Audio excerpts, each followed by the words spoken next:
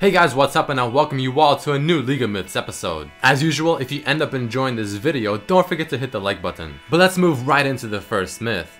This one is asking that if LeBlanc's clone with Nami's buff ends up killing red or blue buff, who will actually get that buff? So if you are unaware, LeBlanc's clone, even though it can auto-attack champions, minions, monsters, etc., it actually does 0 damage with its auto-attacks. And if you were to put Lulu's Pixie on top of the LeBlanc's clone, its auto-attacks will not activate the Pixie auto-attacks either. But for whatever reason, the LeBlanc clone will activate Nami's buff, the one that gives it bonus damage per auto-attack. But who gets the kill credit for the buff's death? I mean, since LeBlanc's clone is not really doing damage, it's only happening thanks to Nami's buff. But we see here LeBlanc does get the kill credit. The next myth is asking, if Poppy ults a clone, can the original champion still damage her? So this one, as I'm sure you can guess, has a lot of test case scenarios. So let us start things off with Shaco. As he uses his ultimate, I use my Poppy ultimate on his clone. His clone is not dealing any damage to me, neither is the Shaco himself. In all honesty, quite the unusual interaction, because at the very least you would expect a clone to deal damage. Keep in mind, we thought these clones were programmed as champions since they can absorb the abilities, for instance an Ash Arrow. But let's move into the second example with LeBlanc. As I proc her passive, I use my ultimate once again on her clone, and this time neither her clone, of course, nor LeBlanc herself is able to deal any damage. But how about someone like Wukong? And this one is a bit more interesting because as he uses the W, I pop my ultimate on his clone, but since the clone only lasts for just a mere few seconds, my ultimate ends up going off extremely early. But while the ultimate was active, Wukong was not dealing any damage to me either. But how about ghost clones, for instance a Mordekaiser? And in this example we have Mordekaiser kill the Shen that was on my team, and following that I end up popping my ultimate on the Shen, and neither the ghost nor the Mordekaiser is able to deal any damage either. And in the final example of the video, we have Yorick's ultimate, and as he uses it on his allied Lux, I kill her and she takes the form of Yorick's ultimate, obviously the player being able to control it. I ulti him, but this time it actually seems like he is able to attack me and deal damage, though Yorick is still unable to. This is the only one that works, probably because the person is still controlling the champion. But let's move on to the next myth, submitted by Zarich123. Can Jinx's Rocket's AoE damage apply Braum's passive stacks?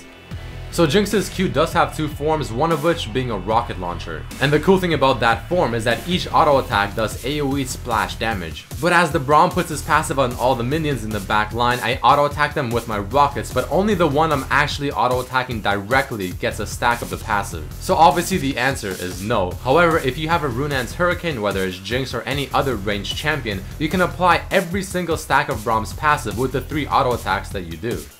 The next myth is asking, how would Mordekaiser's ultimate interact with the new Summoner's Rift Gates?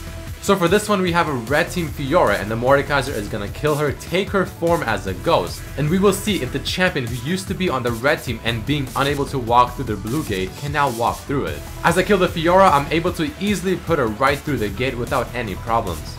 But let's flip it around and see if the red team's Fiora, once she dies and becomes my ghost, is able to walk through her own team's gates. As I finally kill her and get the ghost form of Fiora once again, I'm trying to put her right through the gate, but you see it is obviously impossible.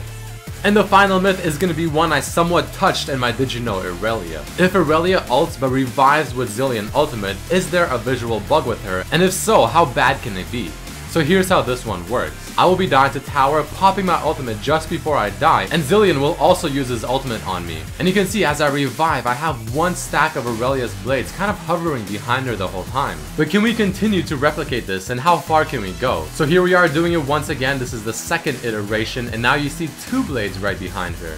Alright, that's pretty cool, but can we go any further? So we try once again, this time going for the 3rd one. I die to the tower, but now you see 3 blades are hovering behind her. But overall, Aurelia is able to fire 4 blades, not 3, so can we go one step further? As we try to test it and see if we can have 4 blades flying behind her, unfortunately that is not the case, because she automatically fires 1 blade upon activation of her ultimate. So it's only possible to have 3 blades hovering behind her for probably the rest of the game. A pretty interesting visual bug, and gives her some cool aesthetics. Alright guys, that unfortunately does mark the end of this episode of the League of Myths series. If you ended up enjoying it, don't forget to hit the like button, share it with your friends, and also definitely write down a myth down below or tweet at me at RedMercyLOL, and maybe you'll be featured in the next episode. I recommend also checking out the previous episodes of this series and my other videos as well. But as usual, I hope you guys did enjoy it and hope to see you for the next video. Peace!